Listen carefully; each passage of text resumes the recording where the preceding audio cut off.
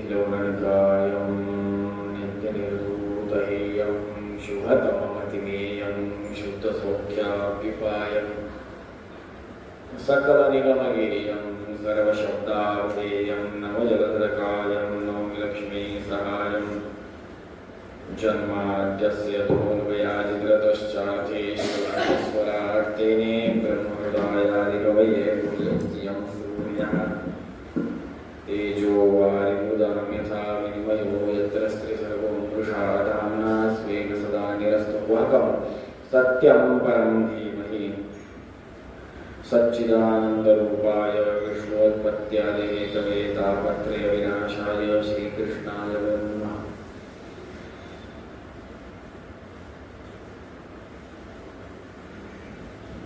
रामाय रामभद्राय रामचन्द्राय वेदसे रघुनाथाय नाथाय सीतायापतये नमः। लोकाभिरामं रणरङ्गधीरं राजीवनेत्रं रघुवंशनाथं कारुण्यरूपं करुणाकरन्तं श्रीरामचन्द्रं शरणं प्रपद्ये। दक्षिणे लक्ष्मणो यस्य वामे पूजनकात्मजा पूरतो मारुतिर्यस्य तं वन्दे रघुनन्दनम्। मनोजवं मारुततुल्यवेगं जितेन्द्रियं बुद्धिमतां वरिष्ठं वातात्मजं वानरयूतमुख्यं श्रीरामदूतं शरणं प्रपद्ये। नौमि न्यायसुधाधिकृतजयमुनीन् श्रीपादराट्सन्मुनीन् व्यासार्यान् विविधागमाब्धिविहरान् श्रीवादिराजानपि वन्दे हंसवरान् रघुत्तमगुरुन् वेदव्यवारानिधिं श्रीसत्यव्रतराघवेन्द्रमुनिपां सद्बोधसध्यानपां विद्यायां विबुधाचार्यं वेदज्ञानाब्धिचन्दिरं दुर्मतध्वान्तमार्ताण्डं सत्यध्यानमुनिं भजे। सत्याविज्ञकराब्जोत्थान् पञ्चाशतवर्षपूजकान् सत्यप्रमोदतीर्थार्यान् नौमि न्यायसुधातान् शास्त्रेषु पारदर्शिवानं शास्त्रज्ञेषु च वत्सलं दीनभक्तोद्धारकरं सत्यात्मानं गुरुं भजे। विद्यापीठविदातारं विद्यावारिधिचन्द्रं विद्यार्थिवत्सलं वन्दे महामहिम सद्गुरुम्।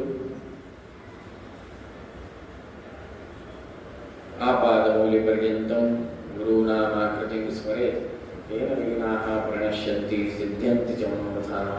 शुभां ध्यायन्ति ये कामान् गुरुदेवप्रसादान् इतरान् आत्मपापवत्तान् तेषां विद्या फलिष्यति। श्रीगुरुभ्यो नमः। हरिः ओम हरिः ओम हरिः ओम। कालचं थोडंसं फ्लॅशबॅकमध्ये गेलं तर आपल्याला कळतं की ताटकेच्या वधापर्यंतची कथा आपण ऐकली। अर्थात विश्वामित्रांनी रामरायांना दिलं, ताटकेचा वध झाला। मरीच नावाचा जो राक्षस होता त्याला समुद्रामध्ये फेकून दिला, मारून नाही टाकला, तोच पुढे चालून सुवर्ण मृग होणार। हे देखील आपल्याला लक्षात ठेवायला पाहिजे। आता विश्वामित्र ऋषींकडे जनकाचा एक दूत मिथिला नरेश त्या मैथिली सीतामातेला म्हणले, त्या मिथिला नरेशाकडनं एक दूत येतो आणि त्याच्यात असतं की सीतेचा स्वयंवर ठरलेला आहे, कृपया सगळ्यांनी या। आता मुळात कथाच एवढ्या मोठ्या आहेत की काय सांगायचं काय नाही। फक्त 11,000 श्लोकांचा भागवत आहे, हे त्याच्यापेक्षा जास्त आहे। वाल्मिकी रामायण महाकाव्य आहे, त्याच्यामुळे सगळ्या कथा कव्हर करणं अवघड जातं। प्रमुख कथा सगळ्यांना माहिती, पण त्या कथेच्या मागे जी कथा नाही माहिती त्याच्यावर आपण प्रकाश टाकण्याचा किंवा चिंतन करण्याचा जास्तीत जास्त प्रयत्न करूया। जेव्हा मिथिला नरेशाकडनं आगमन होतं, दूताचं मिथिला नरेशाच्या दूताचा अर्थात राजा जनकाच्या राजदूताचं आगमन होतं। पत्र संदेश येतो, वाचतात की बाबा स्वयंवर ठरलेलं आहे। या सीतामातेचं सगळ्यांना जन्मकथा माहिती की बाबा नांगरणी करत असताना खालतून भूमीतून प्रत्यक्ष झालेली साक्षात जगदंबा माता। असा असताना भगवंत बघा सीतामाता जमिनीतून आली किंवा सीतामाता लक्ष्मी माता समुद्रातून उत्पन्न झाली, ते उत्पन्न नाही झाले, जन्म नाही झाले, प्रागट्यकरण झाले, प्रगट झाले। कारण की सीता माता किंवा लक्ष्मी देवी हे दुसरे तिसरे कोण नाही, साक्षात जगदंबा एकमेव आहे. भक्ष्यवधी वा समृषभस्य महाविभूते भगवंताच्या भक्षस्थलात देखील आहे. हा विषय आपल्याला पुढे वनवासात पदोपदी येणार आहे. वियोगाचा वियोग आहे का नाही या संदर्भात चिंतन आहे. विश्वामित्र ऋषी हे स्वतः जातीने दोन्ही राजकुमारांना घेऊन, अर्थात रामरायाने, भगवंताने, लक्ष्मण यांना घेऊन जनकपुरी अर्थात मिथिला राज्यामध्ये निघायला निघतात, जाण्यास निघतात. तेव्हा रस्त्यामध्ये गंगा नदी असते. तेव्हा त्या गंगेचे तिथे थांबून विश्वामित्र ऋषी पूजा करायला लावतात. स्वतः करतात आणि भगवंताच्या हाताने देखील करकमलाने करून घेतात आणि सांगतात की भागीरथी तुमच्याच पूर्वजांचं देणं आहे आमच्या सगळ्यांना. मग तिथे राजा भगीरथाची कथा सांगतात. आपल्याला आपल्या पूर्वजांची नावं माहिती पाहिजे. का माहिती पाहिजे? कारण की त्यांच्यामुळे आपण आहोत. जर का आपण आपल्या घराण्याचा इतिहास विसरलो तर अस्तित्व विसरून जातं. म्हणून जुने लोक म्हणायचे की जुनं ते सोनं. जुनं जर का विसरलो तर स्वतःचं अस्तित्व राहत नाही.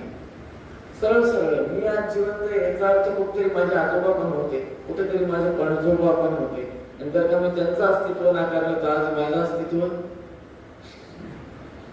त्याच्यामुळे पूर्वजांचं अस्तित्व आणि त्यांच्याप्रती सदैव कृतज्ञता समर्पण काय हे रामकथेतून कळतं की भगवंताने मोठ्या उत्सुकतेने, आदराने विश्वामित्र ऋषींकडनं स्वतःच्या पूर्वजांचा इतिहास, त्यांची गौरव गाथा श्रवण केली. तिथून पुढे ते मिथिला नरेशाच्या राजधानीमध्ये जनकपुरीस आले. त्या ठिकाणी सगळ्यांना माहिती आहे की सीता विवाह प्रसंग. तदरम्यान जाताना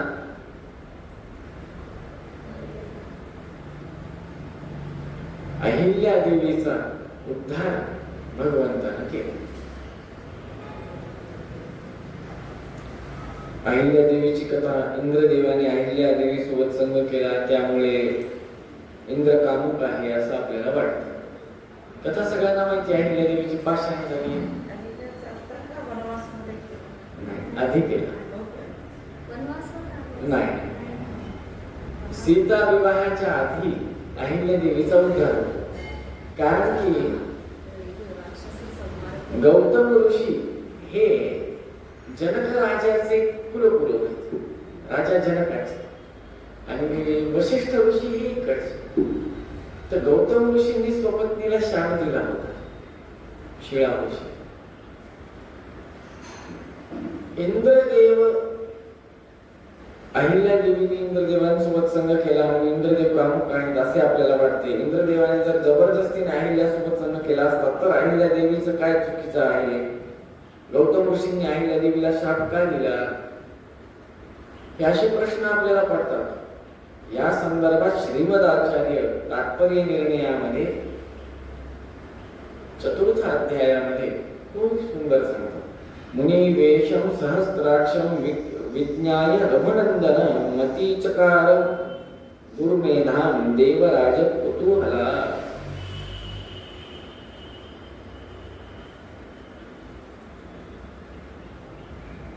गौतम ऋषी अहिल्याला शाप द्यावा, तो शाप दिलेला गौतम ऋषींचे अधिक पुण्य कमी व्हावे. आता बघा ना, गौतम ऋषीने अहिल्याला शाप दिला, त्याच्याने काय झालं? चुकी कोणाची आहे मुळात? इंद्रदेवाची का अहिल्याची?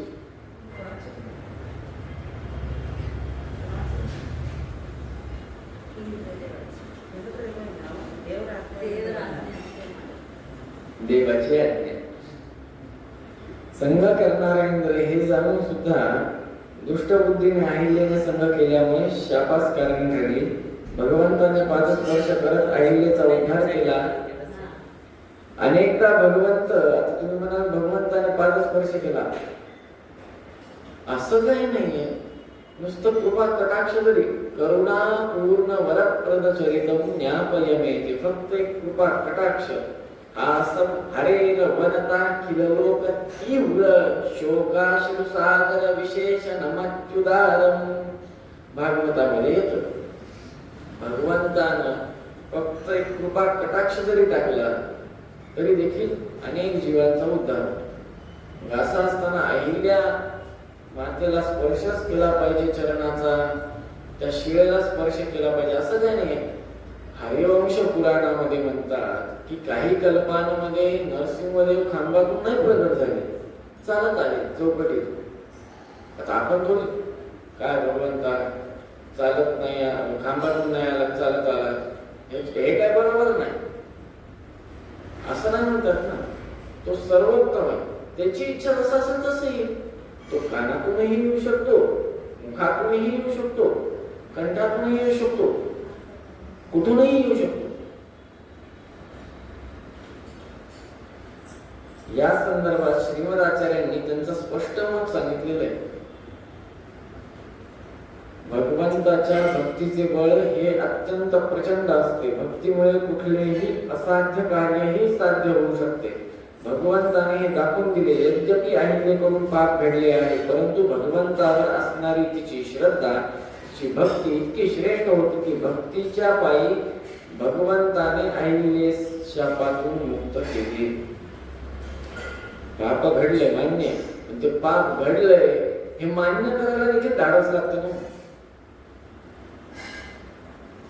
आपण काय करतो, चूक घडले, चूक झाकण्यासाठी अजून चूक करायची, अजून चूक करायची. अरे हा घडलाय बाबा, विषय संपला असं नाही. आणि सध्याचा काळ तसा नाही. जर का चूक कबूल करायला गेलं तर जास्त त्रास देतात.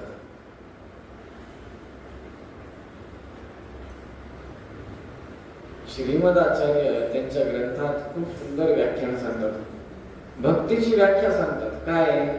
स्वात्म आत्मीय समस्त वस्तुभ्यः अनेक गुणाधिकः अंतराय सहस्रेणापि अप्रतिबद्धः निरंतर प्रेम प्रवाहः भक्तिः महात्मज्ञान पूर्वस्तु सुदृढ सर्वतोधिक स्नेहः भक्तिः.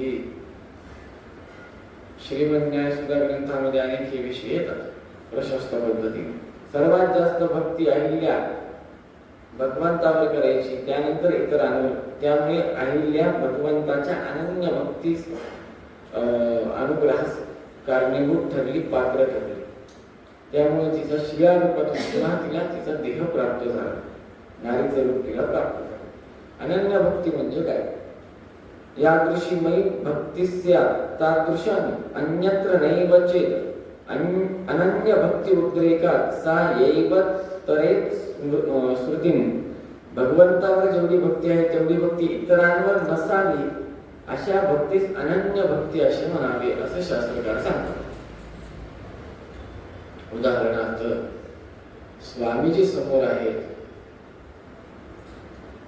स्वामीजींनी आपल्याला बोलवलं आहे, आपण स्वामीजींच्या समोर उभे टाकले आहोत, पण अंतरावर का असणार, 2, 3, 4, 5 फुटाच्या अंतरावर का असणार त्या परिघात.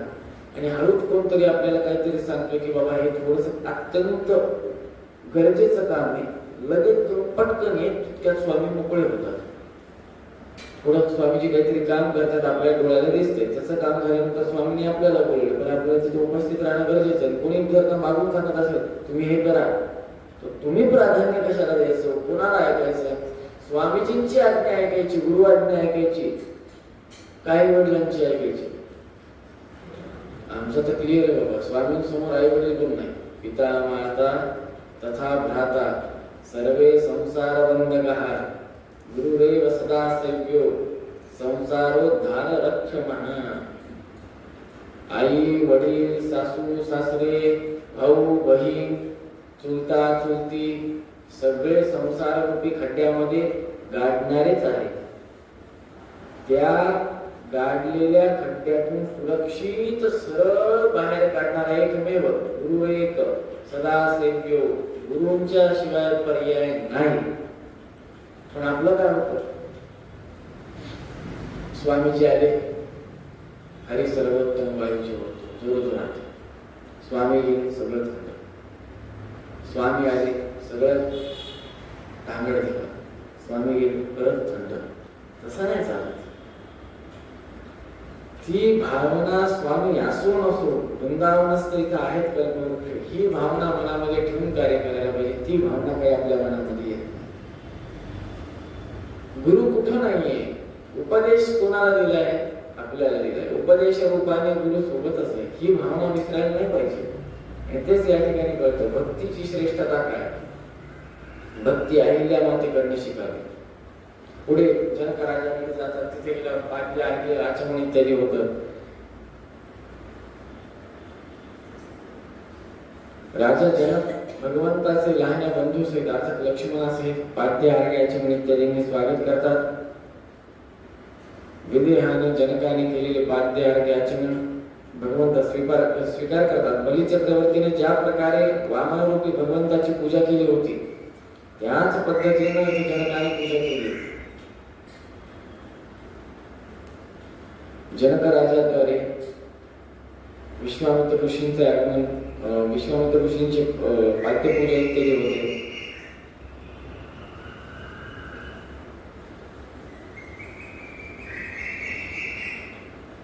बघा, जनक हे वृद्ध होते का तरुण होते? रामदेवांपेक्षा वृद्ध होते. अवतार कार्यामधलं जर चिंतन केलं तर वृद्ध होते. वृद्धांनी नमस्कार केला कनिष्ठांना. कसं काय बाबा? अग्नीप्रमाणे ज्वलंत तेजाने युक्त असणाऱ्या विश्वामित्र ऋषींचे हे पूजन करीत त्यांचे स्वागत केले. परंतु रामरायांना नमस्कार का केले?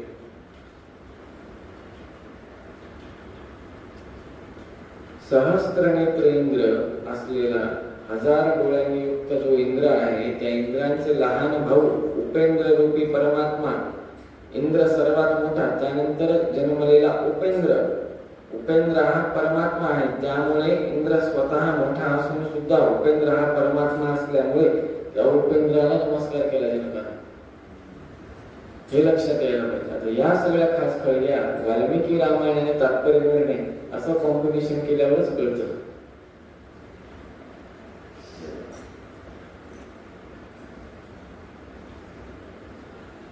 आता बघा, डोक्यामध्ये असतं नाही एखादा व्यक्ती जेव्हा आपण सहज करतो की बाबा एखादं मोठे माणसं असतात की बाबा माझ्या कन्येसाठी हा वर बोलायचं लगेच नाही, पण असा वर पाहिजे. सरळ सरळ बोलायचं झालं तर IAS IPS पाहिजे किंवा डॉक्टर इंजिनियर पाहिजे. निदान 40 लाख 30 लाख तरी मिनिमम 36 लाख पॅकेज पाहिजे. ऑडी कार पाहिजे. हे डोक्यामध्ये प्रत्येकाचे असतात. हे स्वाभाविक. असं असताना जनक राजाने देखील रामरायांकडे बघून डोक्यामध्ये ही गाठ बांधून टाकली की माझ्या मुलीला हात जावई व्हायला पाहिजे. पण ठेवलेला होता त्या पणाचं काय करणार? राजा जनकाने विश्वामित्र ऋषींना सीता स्वयंवराची प्रतिज्ञा सांगली.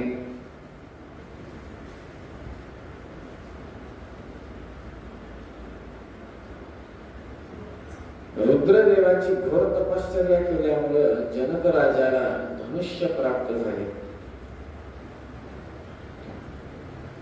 आता सगळ्यांना धनुष्यबाणाची कथा तर माहिती आहे, प्रत्यंचा चढवली इत्यादी. तर शिवधनुष्य प्राप्त झालं तर किती प्राप्त झाल्यावर शिवधनुष्य माहिती का? किती अंदाज?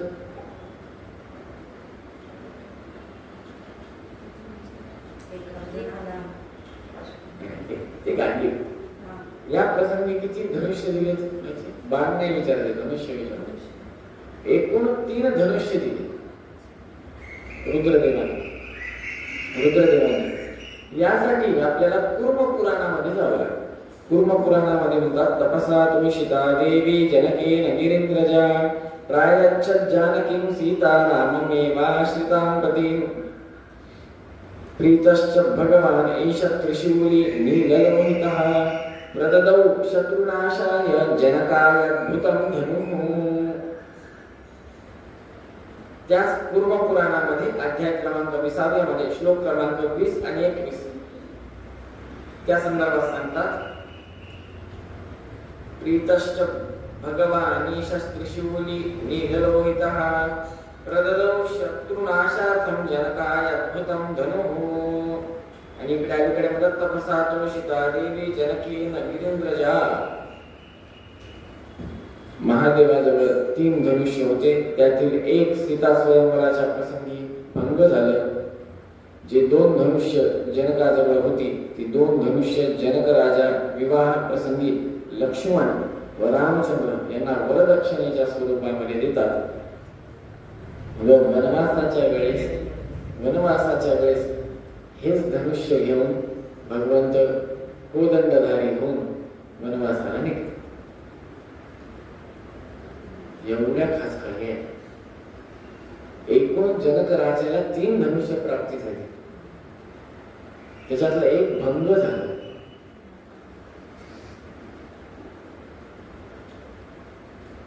सीता स्वयंवरातील जो पण होता दिव्य असे शिवधनुष्य रुद्रदेवाकडून प्राप्त करून मी लोकांच्या पराक्रमाच्या परीक्षेसाठी हे धनुष्य ठेवले आहे, ही भावना जनकांची होती। त्यानुसार ते धनुष्य आणलं। ते धनुष्य आणणं देखील शक्य नव्हतं, उडणं कोणाशिवाय? जनकाशिवाय। कोणाला ते हलतच नव्हतं। पण त्या धनुष्याला हलवण्यासाठी ठेवण्यासाठी रुद्रदेवांच्या वरदानाने जनकाचे काही मोजके तुरळक सेवक होते, ज्यांना रुद्रदेवांचं वरदान होतं त्या कामासाठी की तुम्ही त्याला हलवू शकाल इत्यादी। तथापि कित्येक लोक त्या शिवधनुष्याला एका रथावर चाक लावून ओढून त्या राजसभेत आणून ठेवले। अनेक जणांनी ते शिवधनुष्य उचलण्याचा प्रयत्न केला, पडले। सगळ्यांना ती कथा माहिती बऱ्यापैकी। भगवंत येतात, नमस्कार करतात धनुष्याला, गुरूंना गुरुस्थानामध्ये नमस्कार करतात। प्रत्यंच्या चढवत्या क्षणी धनुष्य भंग होतो।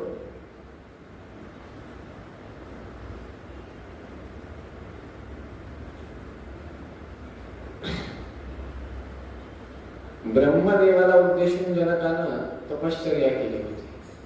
बघा किती तपश्चर्या झाल्या त्याच्यात, त्या 2, रुद्रदेवाला उद्देशून एक आणि ब्रह्मदेवाला। मागे जनक राजाने ब्रह्मदेवाला उद्देशून एक तपश्चर्या केली होती। त्या जनकाच्या तपश्चर्येने प्रसन्न होऊन जनकास ब्रह्मदेव वरदान देतात, कुठल्याही पुरुष कुठल्याही प्रकारे बल बुद्धी छल कपट इत्यादीद्वारे तुझ्या मुलीला प्राप्त करू शकणार नाही। म्हणजे जरी तिथं धनुष्य ठेवलं असतं तरी काही कामी आलं नसतं, ब्रह्मदेवाचा वरदान।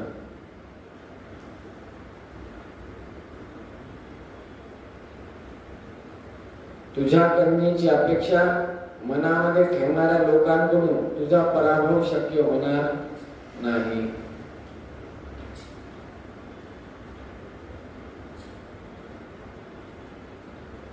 तुझ्या कन्येची अपेक्षा ठेवणारे तुला पकडू देखील शकणार नाही, असे वरदान ब्रह्मदेवाने दिले होते।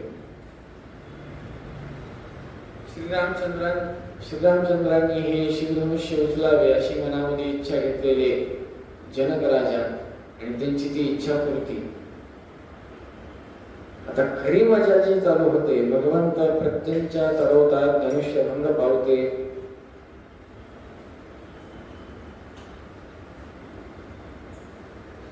आता ह्यांनी तोडलं कसं ह्याच्याबद्दल उदाहरण खूप सुंदर सांगतात श्रीमदाचार्य आणि वाल्मिकीजी दोघांनी खूप उत्कृष्टरित्या सांगितले। संकल्प मात्राने अनंत कार्य सिद्ध करणारा, अनंत शक्तीने परिपूर्ण असलेला भगवंत अनायासेने प्रत्यंच्या चढवतात आणि त्याला पीळ देतात, ओढतात। एखादा ऊस ज्या पद्धतीने मोडावा, कोणी हत्तीने स्वतःच्या सोंडीने एखादा ऊस मुळातून कसा तोडून काढावा, अगदी त्याच पद्धतीने हे कार्य केले।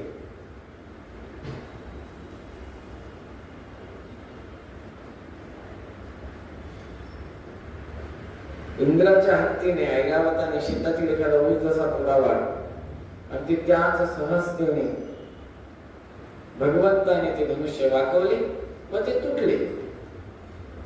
भगवंताने काही अधिक दबाव, वजन काही वापरलं नाही। कमळाप्रमाणे डोळे असणारे, विस्तीर्ण वक्षस्थळ असणारे, मेघश्यामप्रमाणे शुद्ध असणारे, शुद्ध रूप असणारे, सतत हलणारे कर्णकुंडल व अलंकारांनी युक्त असणाऱ्या रक्तचंदनाच्या वर्णाप्रमाणे रंग असलेल्या वस्त्रांचे परिधारण केलेले, विद्युत तेजाप्रमाणे प्रकाशित होणारे वस्त्र धारण केलेले, ससासारखे ससा बघा, ससाला ज्या पद्धतीने हात लावल्यावर मऊ असा स्पर्श होतो, त्या पद्धतीने कोमल देहाने युक्त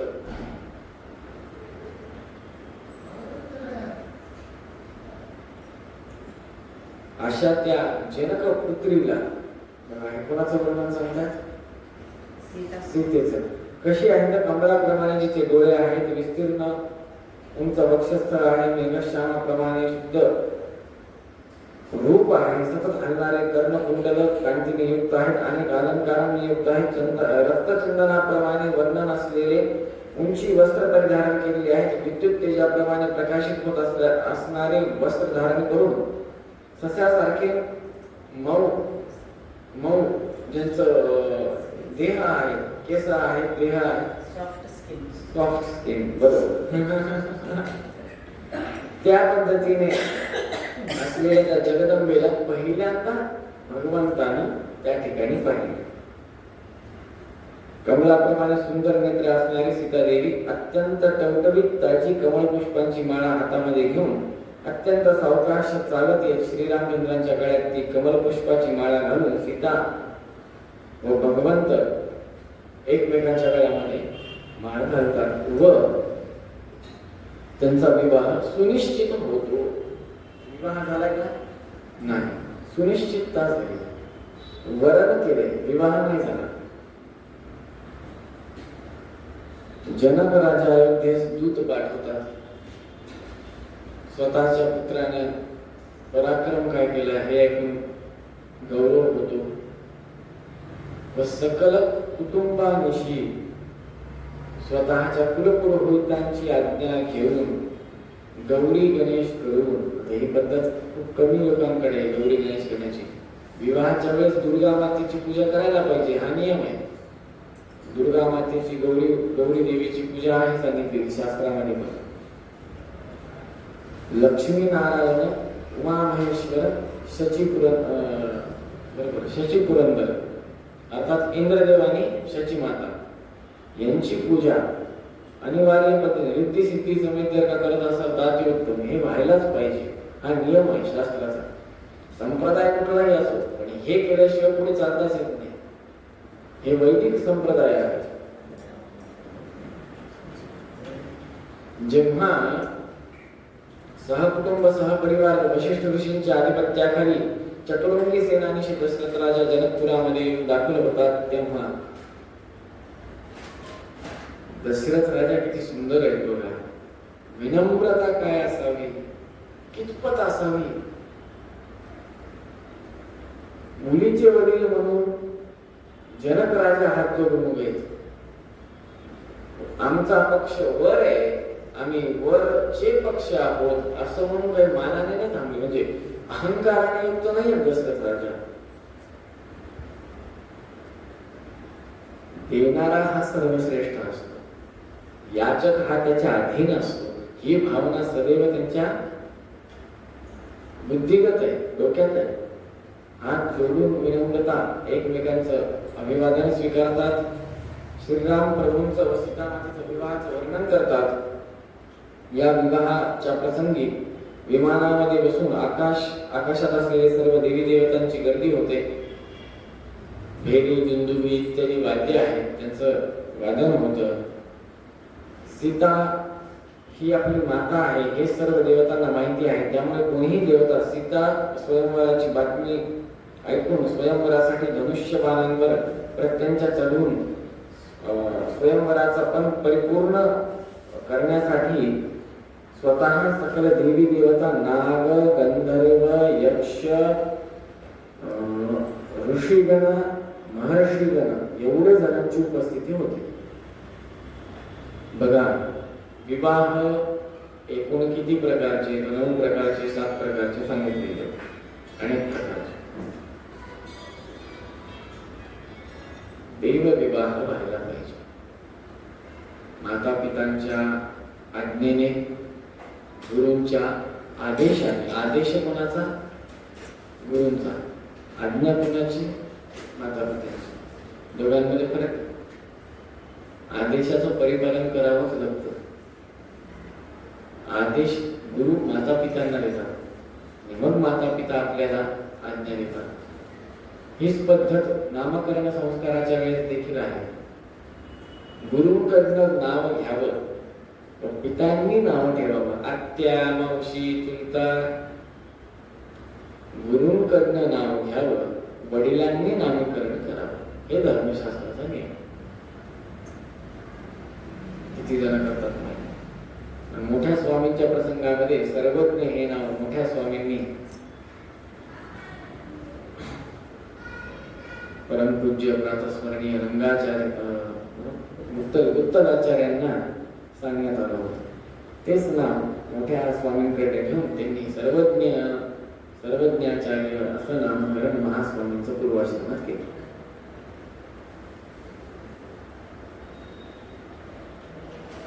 ज्या पद्धतीनं मागे लक्ष्मी विवाहाच्या प्रसंगी, पद्मावती विवाहाच्या प्रसंगी गर्दी जमली होती, अगदी त्याच पद्धतीने बघा तेव्हा देखील जनकानेच कथा लावली होती. याच प्रसंगासाठी व्यंकटेश महात्मे जनक महाराजांनी श्रवण केलं होतं, आठवत असेल तर. आणि तेच प्रसंग या ठिकाणी आता होतोय. विवाह प्रसंगी अयोध्येतील जनता व त्या मिथिला नगरीतील सकल जनता उपस्थित असतात व मंगलाष्टक चालू होतात. मंगलाष्टक वाल्मिकी ऋषींनी स्वतः लिहून ठेवलेली आहेत. काय उत्कृष्ट आहे बघा. लक्ष्मीशे त्रिभुवने त्रिभुवनत्रये निवसतो देवान् मनुष्यौरगान् संस्थातुं करुणानिधि करुणया मार्तंड वंशे मले कौसल्या निज गर्भ संभवभृते जन्मान्य साधारणे जाते श्री रघुनायकस्य जननं देयादिदं मंगलम्. वैदेही वदनाभिलाषणयुतं कामस्य कामकृतः विख्यातं भुवनत्रये हरधनुर्भगिनीकृतं लीलया विश्वामित्र पराशराणि मुनिभिः सत्सन्निधानाञ्चितम् सीता राघवयोर विवाह समये देयादिदं मंगलम्. उत्फुल्लाल मन नील क्षमा करा उत्फुल्लाल मन नील मन उत्फुल्लाल नील वारिज दल श्यामोन्नतं कोमलं पार्वत्या च महेश्वरेण शिरसा श्लाघीकृतं सर्वधा शापात्यावर गौतमस्य वनिता शैला सुशीला कृता दाम्पत्योरिह वाम भाग वनितं देयादिदं मंगलम्. श्रीरामं जनकात्मजां स्मितमुखिं प्रख्यङ्मुखं प्राङ्मुखिं दोर्भ्यां मञ्जलि मुञ्चितैश्च वनिता मापूर्य मुक्ता फलैः नाना रत्न विराजमान कलशै रानायितैः सागरात् सीता राघवयोर विवाह समये देयादिदं मंगलम्. आपण विवाहाच्या प्रसंगी अनेक मंगलाष्टक म्हणतो. आजकाल तर गाणीच लावतात. माझा उंच झोका झोका उंच माझा म्हणतात. नाही खरंच म्हणतात. मी ऐकलंय, चेष्टा नाही करत. तुला पाठवते सासरी तू सुखी राहा घरी. एक टिकटॉक वर एक रील होती. कोविड मध्ये टिकटॉक खूप चाललं.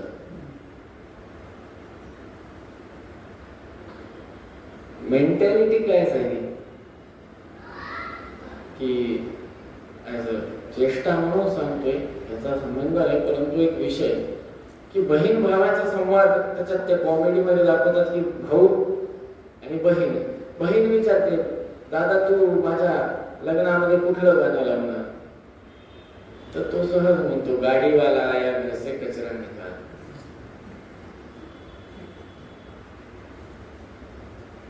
मेंटॅलिटी चेष्टा झाली ठीक आहे, पण ही बुद्धी मुळात मंगलाष्टक कशासाठी असतात? ते या इदं मंगलम. आपण बघा विवाहाच्या अक्षरारोपण करताना शुभ मुहूर्ते सावधान, सुलग्न सावधान, श्री लक्ष्मी नारायण ध्यान. तिथे ध्यान कोणाचं सांगितलंय? ते ध्यान कोणी करावं हे पण सांगितलं हो. त्या वराने हृदयस्थ असलेल्या लक्ष्मीला समोर बघायला पाहिजे. त्या वधूने हृदयस्थ असलेल्या स्वतःच्या नारायणाला त्या वराच्या स्वरूपात स्वीकारलं पाहिजे. सासू सासऱ्यांनी या दोघांना लक्ष्मी नारायण म्हणून बघितलं पाहिजे. ही भावना, ती भावनाच म्हणून गेली. हे का सांगतात? विवाहाचा काय कशाला सीतारामांचा विवाह कशाला सांगितलं? काय गरज आहे? याच्या संदर्भात आपण एकदा मागे बघितलं माधव ब्राह्मणाच्या कथेच्या आधीच याच चर्चा झालेली आहे की लोकांना कळावं की बाबा विवाह हे कार्य आहे, षोडश संस्कारांपैकी एक आहे, अनिवार्यता आहे, करायला पाहिजे, लोकांना कळावं यासाठी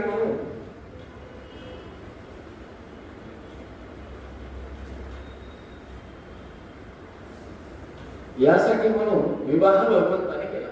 दाम्पत्य जीवन अत्यंत श्रेष्ठ आहे हे सांगण्याकरता विवाह केला.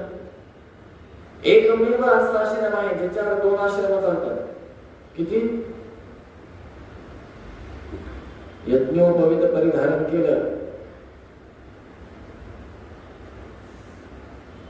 ओम भवति भिक्षां देहि. ब्रह्मचारी झोळी समोर करतो अशी आणि काय मागतो? ओम भवति भिक्षां देहि. तेव्हा भिक्षा घातली जाते. संन्यासी आधीच रघुवर येथे महास्वामींकडे येत होते की बाबा पीठाधिपती स्वतः येऊन घरी पूजन करून भिक्षा घेऊन जायची. पण आता ती पद्धत नाही. रघुत्तम तीर्थ महास्वामींनी बंद केली पद्धत ती चिकणे वैद्याची. आता ती त्यांची पण भिक्षा असो, त्यांना पण भिक्षा द्यावी लागते. ब्रह्मचारी काही कमवत नाही, संन्यासी काही कमवत नसतो. हे दोघं जे कमवतात ते फक्त ज्ञान, भक्ती आणि वैराग्य 3च गोष्टी कमवतात. या 2 आश्रमांचा भार कोण पेलतो? गृहस्थी. शुद्ध गृहस्थ आश्रम कशाला म्हणावं? दाम्पत्य जीवन ते रामायणातून शिकलं पाहिजे. दाम्पत्य जीवनामध्ये जगत असताना खरं सांगण्याचा अधिकार नाही, कारण की तथापि ग्रंथांतरात आलेला आहे. व्यासपीठाची मर्यादा म्हणून सांगतो. एकमेकांकडे वधूवरांनी लक्ष्मीनारायण स्वरूप बघून मांगल्य बंधन, अक्षरारोपण, कंकण बंधन आदी विधी करून घ्याव्यात. नित्य नित्य नित्य नित्य अखंड त्या वराने मरेस्तोर त्या धर्मपत्नीकडे हृदयस्थ लक्ष्मीच्या स्वरूपामध्ये बघा, म्हणून ती गृहलक्ष्मी असते. घरामध्ये येताना उंबरठा ओलांडला जातो. किती जण उंबरठा ओलांडतात मला माहित नाही, परंतु इकडे ती पद्धत आहे. उंबऱ्यावरती माप ठेवतात, मापामध्ये धान्य ठेवतात आणि धान्य माप ओलांडून ते धान्य जेवढं पसरल्या जाईल तेवढ्या जास्त प्रमाणामध्ये ती गृहलक्ष्मी आपल्या घरामध्ये लक्ष्मी घेऊन येईल अशी ती भावना प्रत्येकाची असते.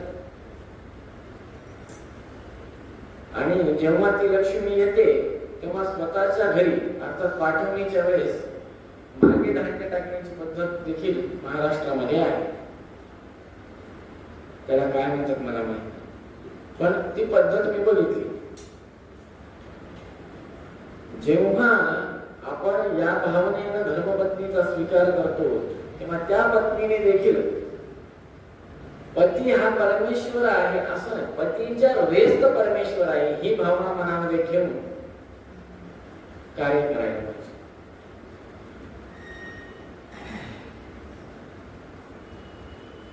रामायणातून काय शिकण्यासारखं नाहीये, सगळं शिकण्यासारखं. दाम्पत्य जीवन किती आदरपूर्ण आहे हे याच्यातून कळतं. विवाह होतो, अक्षरा होतात, पाठवणी होते. पाठवणी झाल्यावर मध्येच भार्गव रामांची भेट.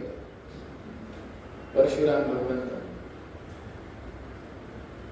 आधीच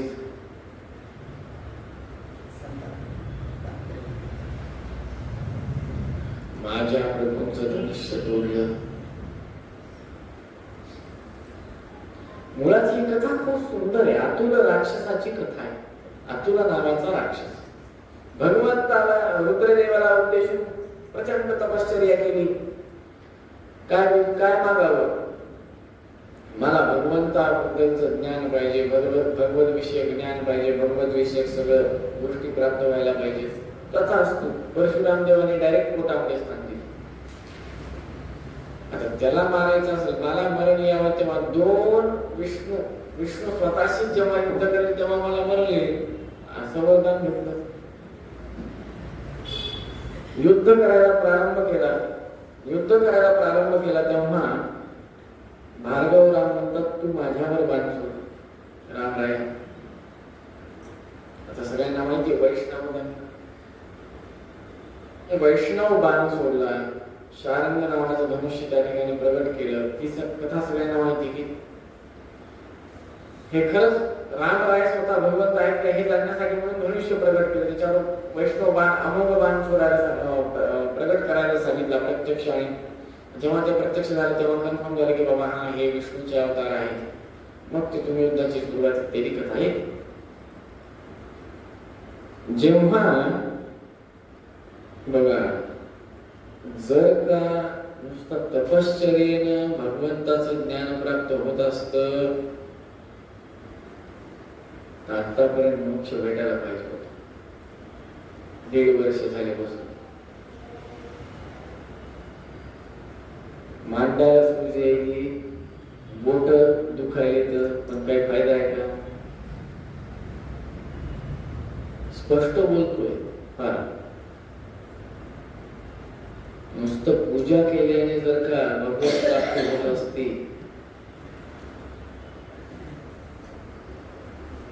तिचं दोन्ही वृंदावन यायचं.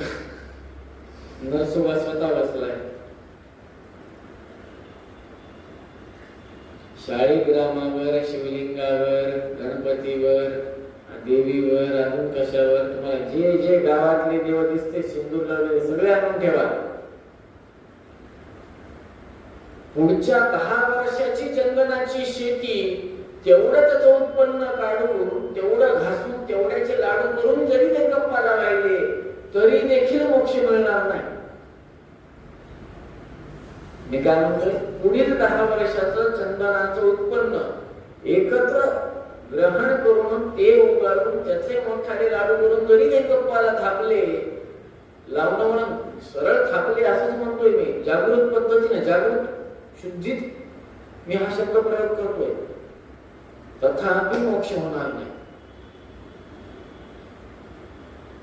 जोपर्यंत भगवंताची इच्छा होणार. जपार्थी कामाचा नाही, पूजार्थी कामाचा नाही. म्हणून संन्यासी जेव्हा येतात तेव्हा एक म्हणण्याची पद्धत आहे, ओम न कर्मणा न प्रजया धने न त्यागे नैके अमृतत्वमानशुः. महानारायण उपनिषद सांगतो, न कर्मणा कर्माने नाही, न प्रजया प्रजनाने नाही, संतानोत्पत्ती वाढूनही नाही, न त्यागे त्यागानं पण नाही. म्हणून बघा, वैराग्य भाग्यान वैराग्य तर्पितान सत्य प्रमोद तीर्थार्यान नवमिन्याय सुधारतान. किती वैराग्य होतं, वैराग्याचं देखील तर्पण देण्याची तयारी होती, एवढं त्यांचं वैराग्य होतं. न त्यागे त्यागानं वैराग्यानं पण नाही. काय नाही, धनाने नाही, संतती वाढून नाही, कर्माने नाही, त्यागाने नाही, काय नाही, मोक्ष अमृतत्व मानस, मोक्ष मिळणार नाही. मग कशाने मिळणार? वेदांत विज्ञान सुनिश्चितार्थात. वेदांत भगवत विषयक ज्ञान जेव्हा प्राप्त होईल त्याच्यातून भक्ती होईल आणि त्याच्यातून प्राप्ती होईल. आता आपण म्हणून वैराग्य काही जणांना प्राप्त प्राप्त होतं. पण त्यांना काही आता अनेक जण भक्ती करतातच की करतात ना. नॉर्थ मध्ये का सगळ्यांनाच वेदांत शास्त्राचं ज्ञान आहे का? राधे राधे करणाऱ्यांना भक्ती जास्त आहे, भक्तिमय वातावरण आहे. आणि जे बघा आणि किती अवघड आहे, जिथं ज्ञान येतं ना तिथं भक्तीचा देखील लोप होतो बरं. तो अनुसंधानापासून दूर जातो. साधक हा मार्ग भटकतो. हे महत्वाचा विषय नीट लक्ष देऊन ऐका. एखादी कथा कमी श्रवण झाली तर चालते. द्वैत अद्वैत दोन पक्ष आहेत प्रसिद्ध. स्वतःचा पक्ष स्वतः प्रतिपादन केलाच पाहिजे, अवश्य करावा. पण स्वतःचा पक्ष प्रतिपादन करत असताना, पालन करत असताना दुसऱ्याला इजा होईल असं वागू नये. मनुस्मृतीमध्ये गुरु महाराज म्हणतात की स्वतः आचरण करत असताना जर का दुसऱ्याला जर का कष्ट होत असतील तर ते धर्माचरण नाही. त्याच्याने दोष आणि कष्ट दुःख समोरच्याला प्राप्त होतं. त्याच्याने पापच आपल्या माथी लागतं. अवश्य करावं धर्माचरण. कुठं करावं, कधी करावं, कसं करावं याचं देखील ज्ञान पाहिजे. धर्माचरण करत असताना बघा रामदासी संप्रदायामध्ये खूप सुंदर सांगतात, धर्माच्या करिता आम्हास जगती, धर्माच्या करिता आम्हास जगती रामाने धाडी आले. ऐसे जाणून राम भक्ती करिता ऐश्वर्य हे लाभले. आता धर्म सखा पुन्हा तृतीया नम्रत्वतेने असे. इच्छा होतसे मानवी देह हा करीतसे, हा देह तुझा असे. देह कोणाचा आहे? तुझा. हेच आपण म्हणतो संप्रदायामध्ये आपल्या सर्व काही कोणाचं आहे? अक्षरम कर्म यस्मिन् परेस्वर्पितम. जर का मराठी साहित्य वाचायला घेतलं तर अनेक ठिकाणी द्वैत मताचा समन्वय साधता येतो. असं असताना त्या अतुल राक्षसाला मारण्याकरता जेव्हा भार्गवराव म्हणतात की बाण सोडा, रामराय बाण सोडतात रामराय. आणि तेव्हा परशुराम म्हणतात, अरे अतुला पोटातून बाहेर निघ, अरे अतुला पोटातून बाहेर निघ, भगवंत बाण मारेल. असं म्हणून जसा तो अतुल बाहेर निघतो तसा तो रामरायांच्या बाणाने भस्मसात होऊन जातो. याच्यातून काय बघा, ही एक कथा आणि दुसरी राहूची आहे. योग्यता असेल तरच होतं. भगवंतानं अमृत दिलं तिथं तरी फायदा झाला नाही. अमृत काही मनाला असं लागलं नाही, अमृत फायदा झालाच नाही. राहुल शिरच्छेद तर झाला ना, अमृत घेऊनही देह कुठं सगळा मिळाला नाहीच मिळाला. आणि दुसरा प्रसंग हा भगवंताच्या उदरामध्ये असून देखील बाहेर मरण झालंच. याच्यातून कळतं की योग्यता तारतम्य परिस्थितीमध्ये येतं. ज्ञान हे भगवंताच्या अनुग्रहानेच होऊ शकते, दुसऱ्या कुठल्याच गोष्टी होऊ शकत नाही. गुरुप्रसाद बरोबर तस्मात् बरोबर, गुरूंची कृपाच पाहिजे त्याला.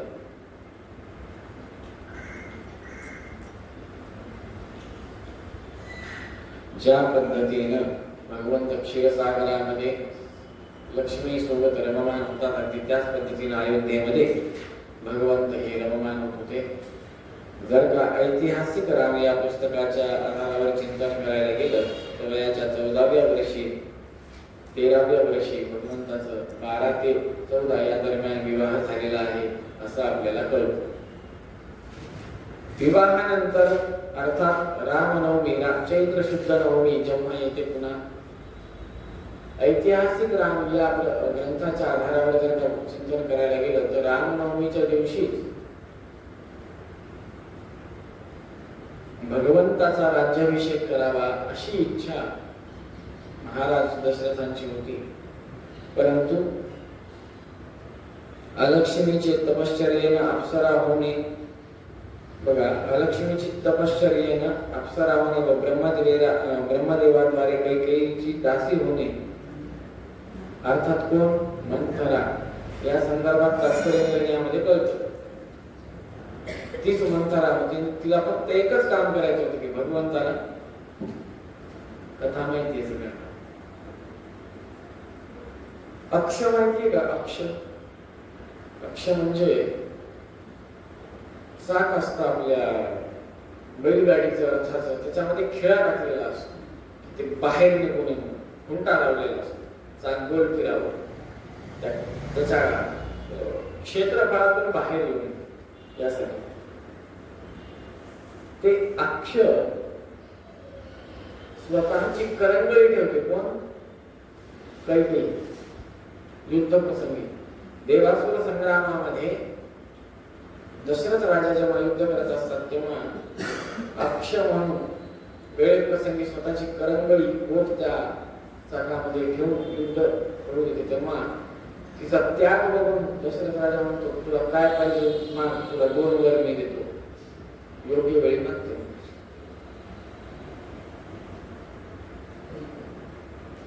बरोबर.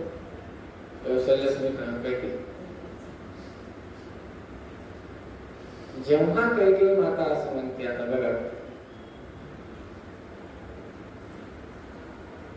मंथराला भगवंताचं राज्याभिषेक सोहळा पुढे ढकलायचा होता एक, आणि दुसरं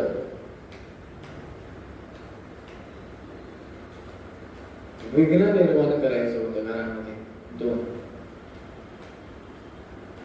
आपल्या घरामध्ये, याच्यातून काय कळतं, आपल्या घरामध्ये जे काही कोलाहल होतात त्याचं कारण देखील असतं. बघा, बाहेरचा व्यक्ती कधीच कोणाला त्रास देत नसतो. रावणाचा घात कोणी केला? भावानं केला तर बाहेरच्यानं केला? भावानं केला.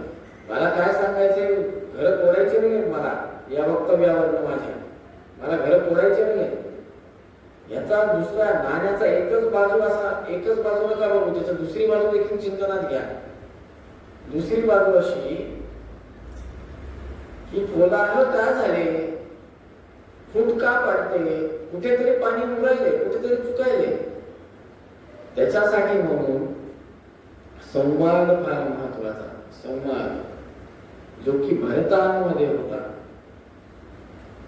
जेव्हा दशरथ राजा त्यांच्याकडे 2 वर्गांना मागण्याकरता कैकेयी देवी जाते व म्हणते, भरताचा राज्याभिषेक व वनवास.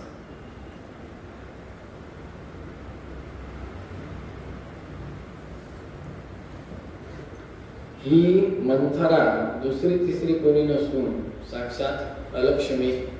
बरं, ती अयोध्येत राहणारी पण नाही, ती कैकेयींची दासी, त्यांच्या माहेरून आलेली.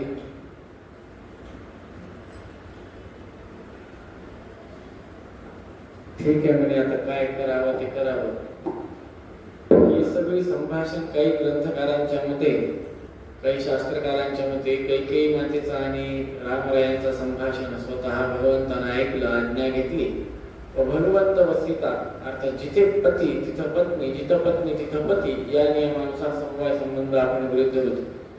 त्या काळात तरी होता, आता आहे का नाही माहित नाही. समवाय म्हणजे काय, सहज सांगून टाकतो, मला दूध प्यायचंय पण दुधाचा पांढरा रंग नको, मला हळद पाहिजे पण हळदीचा पिवळा रंग नको, मला गुलाब पाहिजे पण गुलाबांच्या फुलातील गुलाबी रंग नको. होऊ शकतं का? करा, काय होईल? करायला गेलं तर काय होईल? दूध पाहिजे पण दुधाचा पांढरा रंग नको, तर दुधाचा नाश होईल. करायला गेलं तर दुधाचा करा ना, दुधाचा नाश होईल. मला हळद पाहिजे पण हळदीचा पिवळा रंग नको, हळदीचा नाश होईल. मला गुलाब पाहिजे पण गुलाबाच्या फुलातला गुलाबी रंग नको, ते वेगळा करण्याकरता गुलाबाच्या फुलाचा नाश होईल. आणि त्याच पद्धतीनं त्याला समवाय संबंध म्हणतात. न्यायशास्त्रामध्ये सांगितलेलं आहे की त्या पद्धतीनं अतूट बंधन त्या काळामध्ये पती पत्नींचं होतं. दाम्पत्य जीवन सुरू झालं, दोघ जण निघण्यासाठी सिद्ध झाले, तेव्हा लक्ष्मण भगवंताची सेवा करण्याकरता शेषदेव हे सदैव अग्रेसर असतात, सगळ्यांना माहिती आहे. ते देखील या ठिकाणी सोबत जातात. गेल्यानंतर कानावर येतं थोडस पुढे गेल्यावर की पिताजींचा मृत्यू झालेला आहे. देवाज्ञा झाली आहे दशरथाला. भरत राजा अर्थात भरत आणि शत्रुघ्न हे नंदीग्रामी होते मामाकडे, त्यांना बोलवून घेतल्या जातं आणि वेदोपचार पद्धतीनं अग्नी होतो. मुलांना येईस तो, मुलं बाहेर आहेत, 2 मुलं वनवासात, 2 मुलं मामांकडे, अशा प्रसंगी देहाचं काय? तर शास्त्रकार म्हणतात की एक नाव तयार करून त्याच्यामध्ये औषधी वनस्पती टाकून त्या देहाचं रक्षण करण्यात आलं. जर का योग्यतेनं परिपूर्ण लोक असतील तर त्यांच्या पुत्रांच्या हस्तेच मुखाग्नी व्हायला पाहिजे. आजकाल मुखाग्नी कोणाच्याही हस्ते करतायत, त्याला काही राहिलं नाही. पुत्रांसाठी म्हणून दशरथाचा शव देह हा जतन करून ठेवण्यात आला होता, असं काही शास्त्रकार सांगतात. याच्यातून आपल्याला कळतं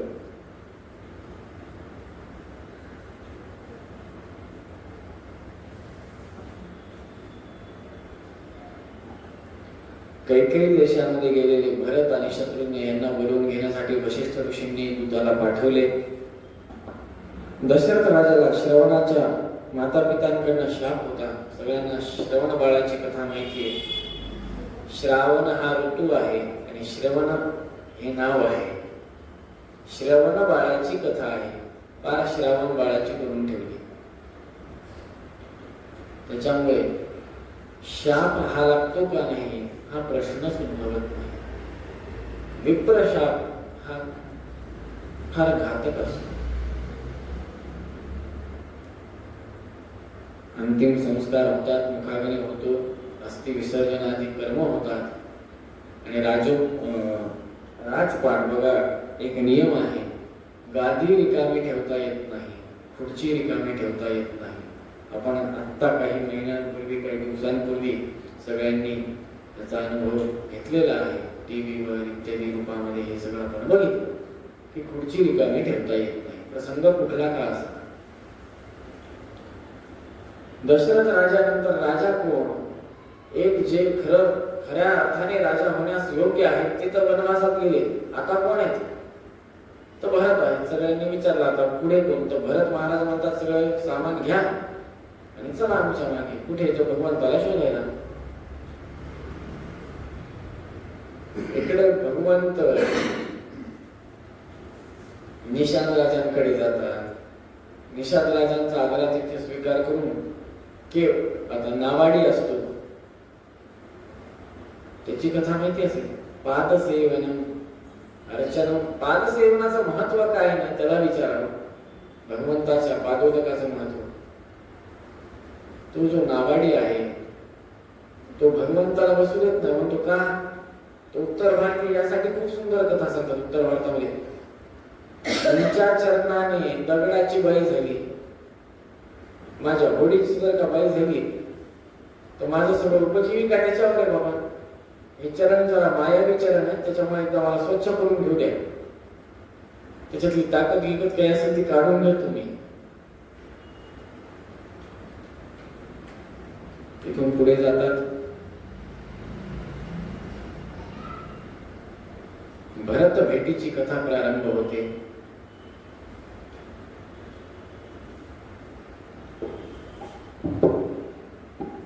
चित्रकूट या ठिकाणी भरत भेट होते, सगळ्यांना माहिती आहे. या भरत भेटीमध्ये बंधुक प्रेम कसं आहे हे कळतं आणि 4 गोष्टी कळतात: धर्म, अर्थ, काम आणि मोक्ष. जेव्हा भरतांची भेट होते तेव्हा नरसिंह पुराणामध्ये भरपूर गोष्टी सांगितलेल्या आहेत. खूपदा विनवण्या करतात की बाबा वापस या. माता तिन्ही माता सोबत आहेत, गुरु सोबत आहेत, सगळे अयोध्येतले लोक सोबत आहेत, प्रार्थना करतायत, या या या वापस या. नाही म्हणतात, तुम्ही सांभाळा या आमच्या खडावर. यालाच राजचिन्ह म्हणून सिंहासनावर ठेवून ते कार्य करतात. सगळ्यांना माहिती, एक दिवस जरी उशीर झाला तर मी चितेमध्ये स्वतःचा देह त्याग करेल, अग्नी प्रवेश करेल इत्यादी शपथ घेतात. या संदर्भात सांगतात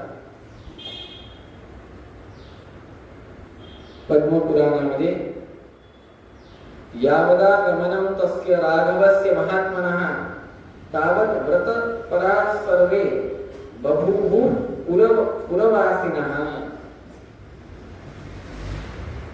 आणि नरसिंह पुराणात सांगायला प्रारंभ करतात, श्रीराम प्रादुर्भावे सकुर्वन् भ्रातृरादेशं नंदीग्राम स्थितो वशी तपस्वी नियताहार शाकमूल फलाशन सांगायला सुरुवात करतात की भगवंत ज्या पद्धतीने कंदमुलं खातात त्या पद्धतीने भरत महाराज देखील कंदमुलं खायला प्रारंभ करतात.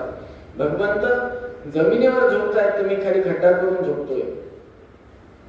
जमिनीवर देखील नाही, त्याच्यात खड्डा करून झोपणार.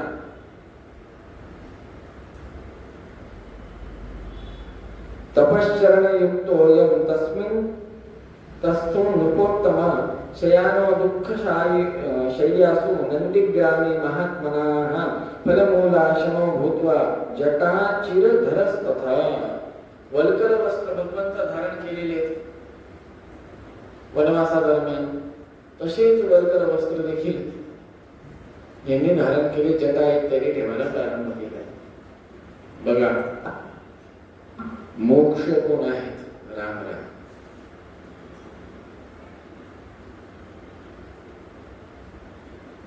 धर्म कोण आहे? भरत. धर्माला नेहमी कष्ट आहेत, त्याच्यामुळे ते अनुष्ठानाला बसतात. अर्थ हा नेहमी राजधानी कशी पाहिजे म्हणून शत्रुघ्न कुठे? अयोध्येत. काम सदैव सेव्य सेवक भावच पाहिजे. कुठे आहेत? कशाला? सेवेत. धर्म अर्थ काम मोक्ष या चौघांचा अवतार बघायचा असेल, चतुर्विध पुरुषार्थाचा का कुठं बघायचा असेल तर कुठं बघावं? चार भावंडांमध्ये, रामायणामध्ये. बघा, परत एकदा सांगतो, रामराय हे मोक्षाचं प्रतीक आहे. मोक्ष प्राप्तीसाठी तडफडावं लागतं, कष्ट खूप घ्यावे लागतात, तपश्चर्या सतत लागते, व्याकुळता उत्कंठा मनाला जायला पाहिजे, तेवढी योग्यता पाहिजे, व्रत वैकल्यादी कर्म आहेत, ज्ञान पाहिजे भगवंताचं, सेवा पादसेवनम पाहिजे, जी की भरतांनी केली. ते धर्माचं प्रतीक. अर्थ हा नेहमी राजधानी सोडून जाऊ शकत नाही, व्यवहार चालला पाहिजे. ते शत्रुघ्नाचं रूपाने प्रतीक झालं, शत्रुघ्नाचं. काम, सेवा, सतत सेवा, सतत सेवा, ते प्रतीक कोणाचं आहे? चतुर्विध पुरुषार्थ हे रामायणातून आपल्याला कळतो. भरतांनी इतक्या कठोर प्रतिज्ञा घेतलेल्या आहेत, त्याबद्दल आपण चिंतन देखील करू शकत नाही. आज मनामध्ये प्रश्न आला असेल की बाबा आज दोन कथा, निषाद राजाची आणि त्या नावाड्याची थोडी संक्षिप्तात घेतली.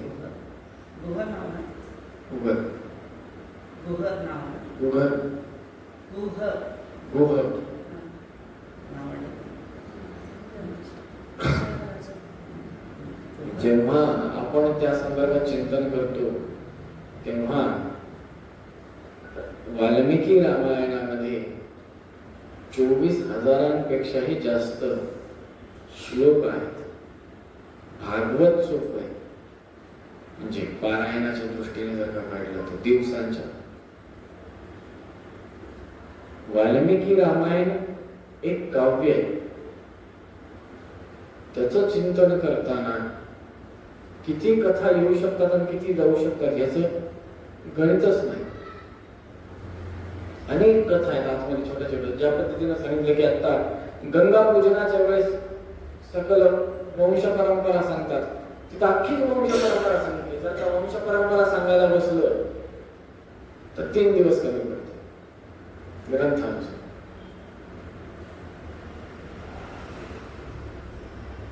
कथा जी आज झाली त्याच्यातून आपल्याला नवीन काय कळलं तर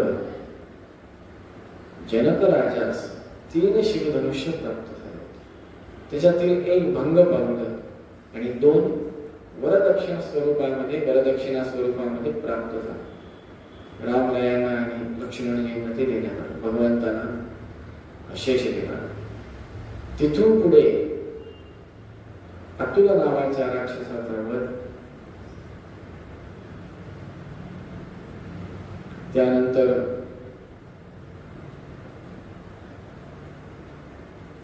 वनवासाचा प्रसंग, अर्थात राज्याभिषेकाची इच्छा व वनवासाचा प्रसंग व चित्रकूट येथे भारताची भेट. हे सगळं आपण चिंतन करत असताना आपल्या आयुष्यामध्ये देखील धर्म, अर्थ, काम आणि मोक्ष यायला पाहिजे. इथून गेलो आणि रिलॅक्स झालो असं नको व्हायला. धर्म काय आहे आणि काम काय आहे? संकल्प मूलक कामो वै यज्ञ संकल्प संभवाय व्रतानि यम धर्माश्च सर्वे संकल्प जास्वताः. आपण मनामध्ये शुभ इच्छा करावी, शुभ चिंतन करावं, तेच संकल्प आहे, तोच संकल्प आहे. सत्य संकल्प तेच आहे. पाणी हातामध्ये घेऊन मम आत्मना सुखी हे म्हणण्याची गरज नाही. हे मी नाही, मनु महाराज मनुस्मृतीमध्ये सांगतात. त्या संकल्पाने, त्या सत्य संकल्पाने, त्या सत्यरूपी परमात्म्याची सेवा, आचरण, त्यालाच धर्माचरण असं आपण म्हणू. त्या धर्माचरणाने जे काही आपण उत्पन्न करतो, जे काही कार्य करतो, चांगलं काम करतो, संतान संपत परिशुद्ध भक्ती, संतान संपत परिशुद्ध भक्ती. संतान पाहिजे, संपत्ती पाहिजे, पण कशी पाहिजे? शुद्ध पाहिजे. 2 नंबरचा पैसा नाही झाला, इन्कम टॅक्स भरलेला पाहिजे. 2 नंबरचा पैसा नाही चालणार रायरांना. रायरांनी काय सांगितले? कशी पाहिजे? संपत्ती देखील कशी पाहिजे? शुद्ध पाहिजे. कोणाची मान आवळून, लुबाडून इत्यादी घेतलेली नाही चालणार म्हणे मला. असं असताना चांगल्या मार्गाने कार्य करून, धर्माचरण करून मिळवलेली ती संपत्ती, ते अर्थ.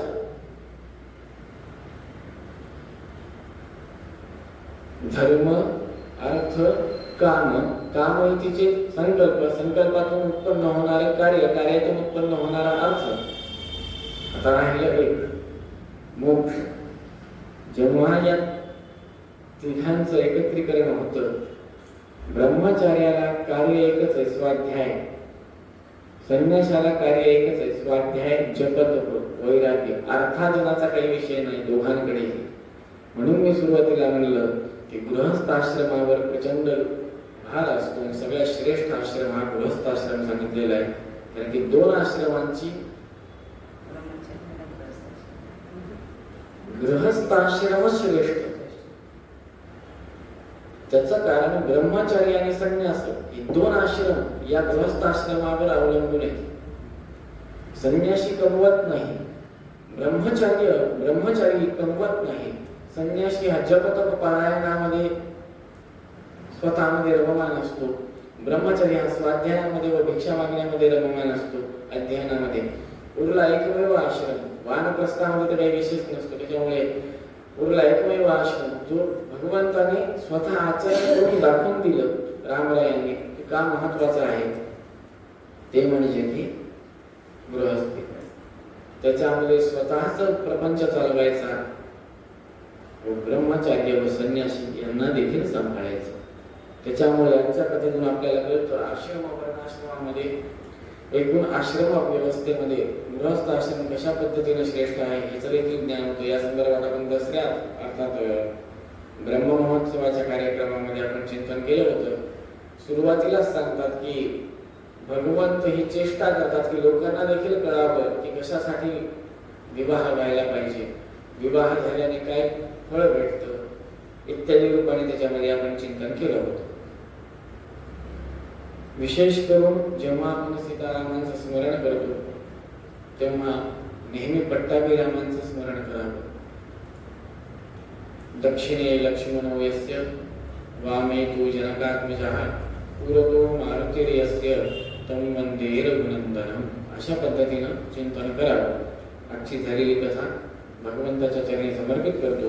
वाणीला पूर्ण विराम देतो. गोपाल कृष्ण भगवान की जय. नाम करता हरे करता तत्पूजा कर्मचा तथा विमत पूजा प्रसादे नान्यथा तद्भक्ति तत्फलं मह्यं तत्प्रसाद पुनः पुनः कर्मण्यासमारणे विष्णुस्तुति सदा इदं ज्ञानं हरे पूजा हरे रेपदिदं सदा हरे दीनं च सर्वकृत्येवं न्यासो हरस्मृतयः सर्वगुणसम्पूर्णा सर्वदोषविवर्जितः प्रियतां प्रतीयवालं विष्णोर्मे परमस्मृतानेन भागे पुण्यम् आवाप्नोतु लोकमध्वान्तर्गत. श्रीकृष्णार्पणमस्तु.